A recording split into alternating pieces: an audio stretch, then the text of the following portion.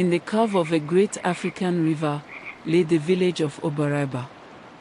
By day, the water sparkled and carried laughter downstream. By night, it became a dark mirror, cradling the moon in its arms. In this village lived Oba, the oldest fisherman in Obaraba. His canoe was older than some of the young men who fished beside him. His paddle had worn smooth from decades of use, and his eyes held the faraway wisdom of a man who had seen many seasons. But the river had grown silent. Fish no longer darted beneath the surface. The nets came up empty, day after day.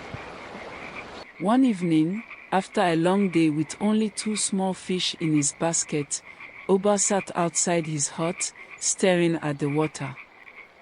Oba, perhaps it is time to rest. The river has nothing left for us. No, Oma. The river and I have been friends too long. Friends do not give up on each other.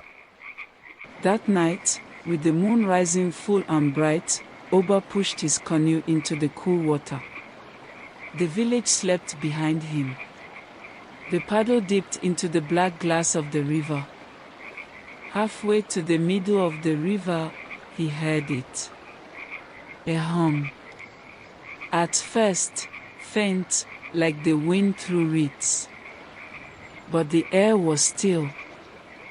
The hum rose into a melody. A woman's voice, soft and haunting, rising from the depths. We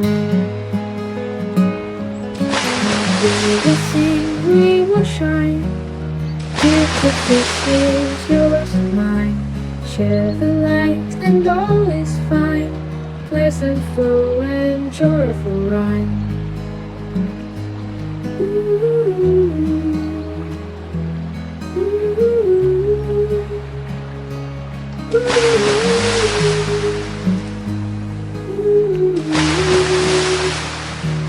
We will sing, we will shine.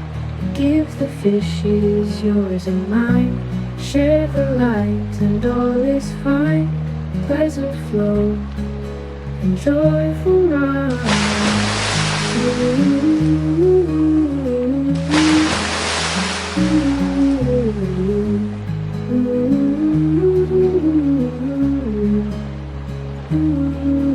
The water before him began to glow. Slowly, a figure rose from the depths. Her skin was bronze in the moonlight. Her hair flowed like dark waves sprinkled with pearls. Necklaces of cowrie shells lay against her shimmering skirt of fish scales. It was Mami Wata, the spirit of the river. Old fisherman, I have watched you for many years. You have taken from the river with care, but lately, you have forgotten the river's law. Forgive me, Great Mother. What law have I broken? The law of sharing. The river's gifts are not for one man alone. They must flow as the water flows from one to another. Do this, and the fish will return. Oba placed his hand over his heart. I promise, Great Mother. From this day forward, I will share whatever the river gives me. The river stirred, faster, brighter, until silver shapes leapt from the depths. His net grew heavy, so heavy it nearly pulled him in. With all his strength, Oba hauled it up and gasped. It was bursting with fish, their scales flashing like coins in the moonlight. By dawn, Oba's canoe touched the shore, his basket overflowing. But instead of going to the market, he went door to door. To the widows, he said, placing fish into grateful hands. To the elders, he said, smiling as they blessed him. To the children, he laughed, watching them dance around his baskets. By midday, the smell of grilled fish drifted through the air. Drums began to beat.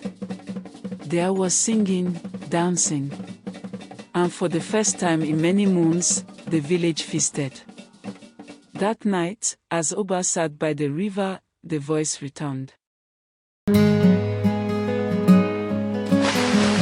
will sing, we will shine. Give the fishes yours and mine. Share the light and all is fine. Pleasant flow and joyful rhyme.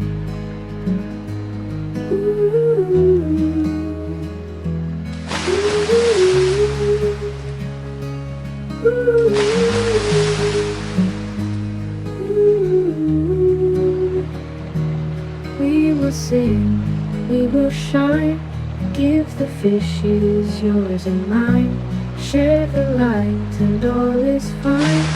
Pleasant flow and joyful rhyme.